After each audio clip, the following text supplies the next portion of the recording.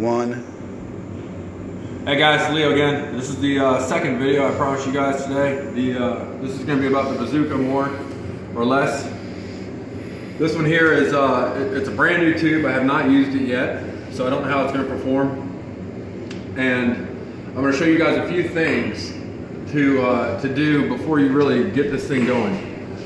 I'm going to load the tape up here real quick, and it's pretty simple. You push this down, you flip the metal thing out, put your roll of tape in. Now you can put it in this way or this way, it doesn't matter. As long as you're running it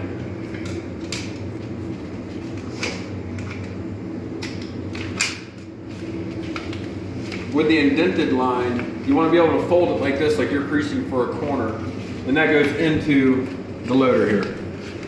Now, a couple things here. When you push it through, you want to make sure, first off, if this needle is going to grab it and push it. You see? If that needs to be adjusted, you'll see the screw right here, the flathead screw. You can push this all the way up. You'll see it pops up a little bit in the air. You can get a screwdriver in this way a lot easier on that adjustment screw, and you can push down the little needle if you need to push it down more so it grabs on the back part of the tape here.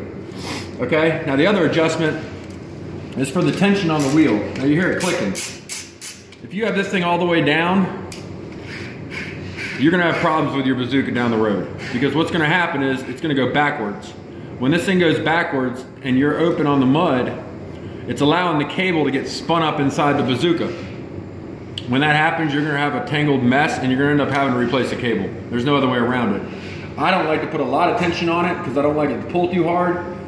So I'll pull it up, and I want to just a little bit of clicking, just enough so it grabs the teeth and stops it. And that's it. Those are your two adjustments when you first load up a Bazooka. Anyway, we're gonna pump it up. When it came brand new, this lever was already down. Now when you open it up, that's gonna allow the valve inside to open the mud and start pulling the cable down. So you'll simply just push this in, push that down like that. Now, I'm gonna put it into the pump here. It takes about 8.5 pumps. Now if you notice I have a bucket lid underneath this pump. I don't like mud getting all over the place, in case the pump pumps out more mud. Now like I said, it should be about 8.5 pumps.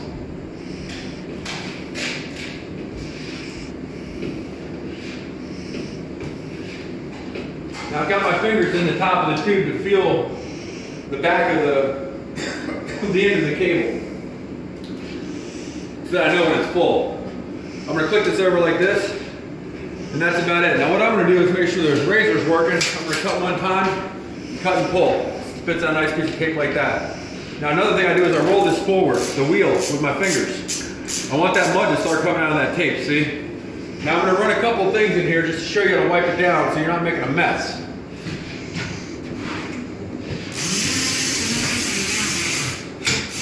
Now if you notice, I always stop. You've got to stop before you make a cut with this Bazooka, or you're going to end up getting paper jams inside this thing. I'm not going the fastest because I'm trying to show you guys how to work these things.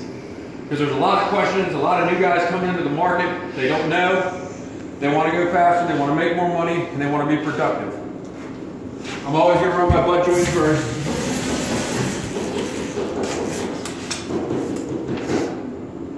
Now what I'll do, hold on a second.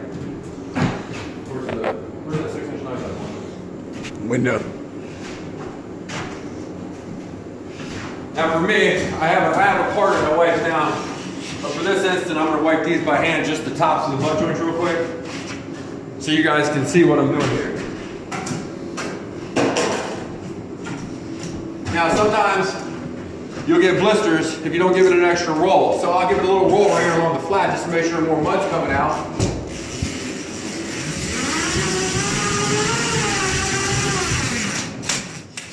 And see, I'll try to cut my tape so it's almost completely perfect. If it's a little too long, I'll tuck it back inside the cut mark there.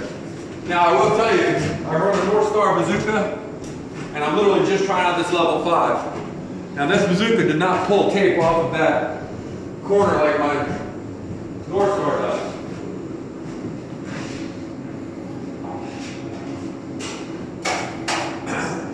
gonna wipe these with a 6. A lot of guys use an 8. And you'll see I turn my knife at a little bit of an angle up the wall. Kind of like a snow plow that's plowing snow up. This way the mud does not go dribbling all the way down the wall. And I'm going to take the pan quite often, you'll see. I'm not going that fast right now, but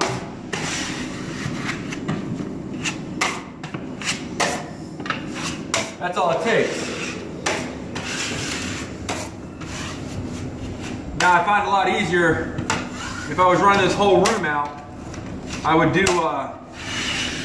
typically just do all my butt joints first, and then I'll come back and do my flats. Now this is 9 foot. I happen to be tall enough to stretch up there and reach it. Barely.